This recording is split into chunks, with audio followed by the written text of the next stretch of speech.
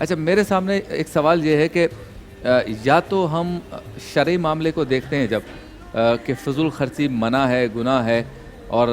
معاشی معاملات کی کنٹرول کے لیے بھی بہتر نہیں ہے،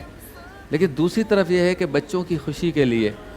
ان کو اچھے کپڑے پہنانے کے لیے، ان کی اچھی عید کے لیے، ان کی خواہشات کی تکمیل کے لیے ماں باپ مجبور ہو جاتے ہیں بعض اوقات کہ اگر کچھ بچت کی بھی ہے تو وہ خرچ کریں، اگر بچت نہیں بھی کی تو کسی سے قرض لے کے وہ خواہشات پوری کریں۔ تو ترغیب کیا ہے کہ شرعی معاملہ بھی پورا ہو جائے، معاشی معاملہ بھی ٹھیک رہے، اور بچوں کی جو خواہشات ہے اس کی بھی تکمیل ہو جائے؟ یہ ساری چیزیں اچھے طریقے سے کیسے نبھائی جا سکتی؟ بسم اللہ الرحمن الرحیم۔ رب اشرح لی صدری ویسر لی امری واحلل عقدۃ من لسانی یفقہوا قولی۔ جب میں داخل ہوا تو ڈاکٹر صاحب بڑی خوبصورت تقریر فرما رہے تھے، اور آپ نے بہت آیات کے ساتھ اس کا احاطہ کیا اور موضوع کو کھول دیا کہ کیا کیا چیزیں جو ہے فضول خرچی میں آتی ہے اور کیا چیز اس کا توازن ہے۔ میں آپ کی گفتگو کا جواب دینے سے پہلے قرآن کریم کی ایک آیت پڑھ دینا چاہتا ہوں کہ قرآن کریم نے جو فرمایا ہے کہ ان المبذرین کانوا اخوان الشیاطین، کہ مبذرین جو ہے وہ شیاطین کے بھائی ہیں، شیطان کے بھائی ہیں۔ اور شیطان کون ہے؟ وَكَانَ الشَّيْطَانُ لِرَبِّهِ كَفُورًا، اور شیطان جو ہے اپنے رب کا ناشکرا ہے۔ تو اب یہاں سے دیکھیے کہ مبذرین، بذر کہتے ہیں عربی زبان میں بیج کو، یعنی بیج کو پھینکنا۔ تو مراد اس سے یہ ہے کہ مال کو وہ ضائع کرتا ہے، یعنی کس چیز میں ضائع کرتا ہے؟ گناہ کے کاموں میں ضائع کرتا ہے، کہ جس میں اللہ رب العالمین جل وعلا نے جس کی اطاعت، اللہ کی اطاعت میں خرچ نہیں کرتا۔ اب اللہ کی اطاعت کیا ہے؟ ایک تو اللہ کی اطاعت یہ ہے کہ براہ راست اس کے نام پر اس کے حقوق، جس طرح بھی پہلے عرض کیا گیا ہے کہ زکوٰۃ ہو گئی، صدقات ہو گئی، جو مطالبہ ہے اللہ کی راہ میں خرچ کرنا، رشتہ داروں کا جو حق ہے وہ اللہ کی راہ میں خرچ کرنا ہے۔ پھر اولاد کی تربیت کے لیے، ان کی خوراک کے لیے، ان کی صحت کے لیے، ان کی دوا کے لیے، ان کی تعلیم کے لیے، ان کے نشوونما کے لیے، ان کی خوشی کے لیے، ان کے لباس کے لیے، یہ تمام چیزیں اللہ کی راہ میں خرچ کرنے کے حوالے سے ہیں۔ ہاں،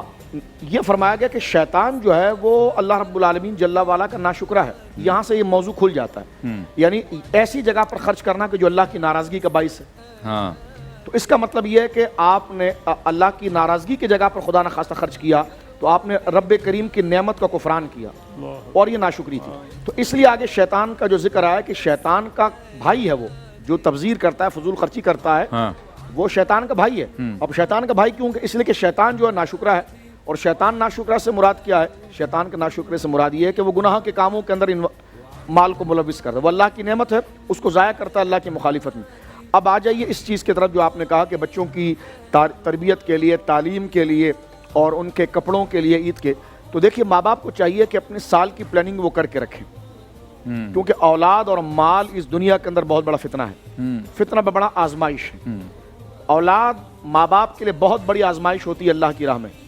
اس لیے کہ بندے کا دل اس طرف کھنچتا چلا جاتا ہے، اور پھر وہ ان کی خوشی کو اللہ کی خوشی پر جب غالب کر دیتا ہے تو پھر چوری کرتا ہے، فراڈ کرتا ہے، کرپشن کرتا ہے، رشوت لیتا ہے، دھوکہ دیتا ہے، خیانت کرتا ہے، اپنے منصب کا ناجائز فائدہ اٹھاتا ہے، ادھر ادھر ہیری پھیری کرتا ہے، ٹوپی کرتا ہے، لوگوں کو نقصان دھوکہ دیتا ہے۔ تو وہ کس لیے کر رہا ہوتا ہے؟ بچوں کے لیے کر رہا ہوتا ہے۔ صحیح۔ تو اس وجہ سے بچے، اولاد جو ہے وہ ماں باپ کے لیے ایک آزمائش ضرور ہوتی ہے، لیکن وہ لوگ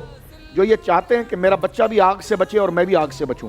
سب سے بڑا یہ ہے کہ ہم گویا کہ دائمی زندگی کے اندر جو قبر و حشر کی زندگی ہے اس میں ہم خوار نہ ہو جائیں، ذلیل نہ ہو جائیں۔ اور آج تو میں ان کی سہولت کے لیے کام کر رہا ہوں، لیکن یہ تو دنیا مکمل ہو جائے گی، لیکن آگے آنے والی جو دنیا ہے وہ تو اتنی بڑی ہے کہ اس میں اصل سہولت کی ضرورت ہے، اور ایسا نہ ہو کہ تھوڑی دیر کی سہولت کے لیے بات کا جناب جو ہے کہ وہ عذاب اور غم میں اپنے عمل سے اپنے بچوں کے اوپر بھی مسلط کر دوں اور خود کے مسلط کروں۔ پہلی بات تو مسلمان ہونے کی حیثیت سے پورے مقدمات کو وہ ذہن کے اندر رکھے، پھر جو اس کی آمدنی ہے اپنی بیوی کو یقیناً اپنے مشورے میں لے اور اس کو ذہن بتا دے کہ میری آمدنی اتنی ہے اور میں نوکری کرنے کے، محنت کرنے کے باوجود بھی حالات ایسے کہ اس سے زیادہ یہ کر سکتا ہوں، نہیں کر سکتا، تو لہٰذا اپنی بیوی کو اعتماد میں لے۔ جب بیوی کو اعتماد ملے گا تو یقیناً بچے خود بخود اعتماد میں آ جائیں گے، اور بیوی کو اعتماد میں لے کر کہ ہم یہ کریں گے، مقدمات ترتیب دیں گے، یہ فلاں وقت میں یہ کھائیں گے، فلاں وقت میں یہ پہنیں گے، اس کو تھوڑا بچا کر رکھتے ہیں، اور عید جب قریب آ جائے گی تو اس وقت ہم بچوں کے لیے گویا کہ یہ اہتمام کر لیں گے۔ آپ نے قرض کی بات کی، ہاں قرض اگر ایسا لے رہا ہے کہ وہ اپنا پوری پلاننگ کر لیتا ہے کہ میں احسن طریقے سے قسط وار اس کو لوٹا لوں گا، اور بچوں پر خرچ کرنا یہ جو ہے وہ اسراف نہیں، لیکن ایسا چیز کہ بندہ اس میں خود پھنس جائے اور پھر وہ چوری کی راہ میں چلا جائے کہ وہاں سے اگلے کا چوری کر لوں گا پیسہ، رشوت لے لوں گا، میں الیاذ باللہ خیانت کر لوں گا، اس کی امانت میں خیانت کر لوں گا، اس کے پیسے کو چھپا لوں گا، تو یہ تمام چیزیں خود بخود فضول خرچی اور گناہ کے اندر وہ آ جائیں گی. لیکن بچوں کے لیے جائز مال میں سے کچھ بچا کر رکھنا اور عید کے لیے ان کے جائز خرچے کا اچھا کپڑا پہن لے جو ایک عام متوسط طبقے کا ہوتا ہے, جس میں عید کا رنگ بھی سامنے آ جاتا ہے, اچھی چپلیں ہو جاتی ہیں جو ایک متوسط طبقے کی ہوتی ہے, تو اس چیز کا وہ خیال رکھے. لیکن اس میں اگر وہ بڑھے کہ نہیں میرا پڑوسی جو ہے اس کی آمدنی زیادہ ہے اور میری آمدنی کم ہے لیکن میں اس کی طرف بڑھنا چاہتا ہوں, تو یہ مقابلہ اگر دنیاوی طور پر لائے گا تو پھر وہ یقیناً اپنے اور اپنے گھر کے لیے اور معاملات کے لیے چوری کرے گا, لوگوں کا قرضہ کھائے گا, اور قرضہ بھی اس لیے لے گا کہ میں نے جو ہے دوبارہ واپس کرنا نہیں ہے. اس میں ایک بات دیکھیے, مشرکین مکہ کا ایک عمل تھا کہ وہ کیا کرتے تھے, لوٹ کھسوٹ کے مال جمع کر لیتے تھے. یعنی رشوت لے لی, شراب سے لے لیا, کسی سے چوری کر کے لے لیا, اور اب بڑے دیاوان بن گئے جی, بہت بڑے سخی اسمگلر آ گئے ہیں اور پوری دبا کر اسمگلنگ کی ہے, اب یہ دیگے کھلا رہے ہیں اور معاملات کھلا رہے ہیں. تو یہ مشرکین کا عمل تھا. تو قرآن کریم فرقان حمید نے اسے بھی تبذیر قرار دیا ہے کہ اللہ ایک تو غلط طریقے سے تم نے مال کمایا ہے اور اس کو نیکی بنا کر تم خرچ کر رہے ہو, تو یہ تمام چیزیں فضول خرچی کے اندر آتی ہے. وہ آپ نے جو مثال دی بہت اچھی ہے کہ چادر دیکھ کر پاؤں پھیلائے جائیں, اور آج کل ہمارے ملک کے جو حالات ہیں اس پر غور کرنا چاہیے. اگر آپ کو اسمارٹ